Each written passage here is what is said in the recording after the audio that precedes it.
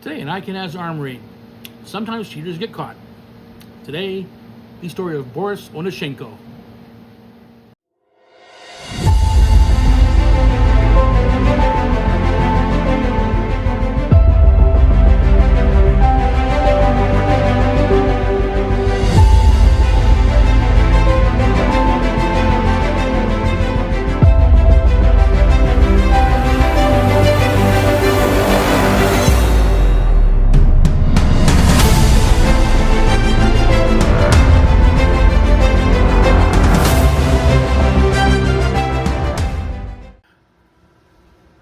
So, this incident involves a Russian pentathlete named Boris Onishenko, and it happened in 1976 at the Olympics in Montreal. So, he was in a match against a gentleman named Jim Fox from the UK, and he would get hits, and Fox said he never touched me. Okay. Now, of course, we've all fenced, we've all gotten hits and getting hits that we didn't even feel, even in epee. So it's not outside of realm of possibility. He did hit Fox, and Fox even didn't feel it. However, then the light fired when Onishenko was several feet away from him, and they confiscated the weapon and looked it over. Now, it could have been some plating on the tip flaking off and showing across the contacts. I've seen that happen, dirty tip, that kind of thing. That wasn't the case. There was a switch that had been installed into the grip under tape, which looked like this.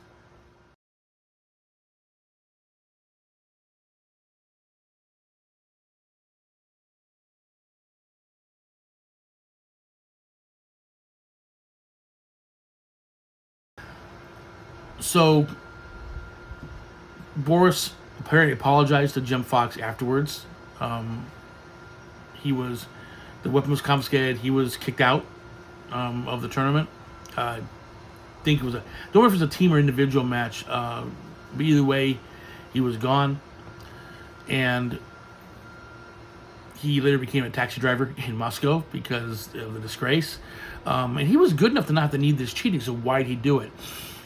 Theory that some people have is not that he did it himself, as the Sports Illustrated article claimed, but the KGB did it and made him cheat. And to understand why he would go along with that, you have to understand, for the youngins out there, what the world was like in the mid-'70s, middle of the Cold War, and the Eastern Bloc, especially Russia, would cheat a lot because any victory in any activity, no matter how obscure, which pentathlon is very obscure, was to be sought over. Didn't even matter if the West didn't care about it. The West didn't care about weightlifting. They would cheat in weightlifting. They cheated in swimming. The Eastern women's swimming team was famously more than a bit male.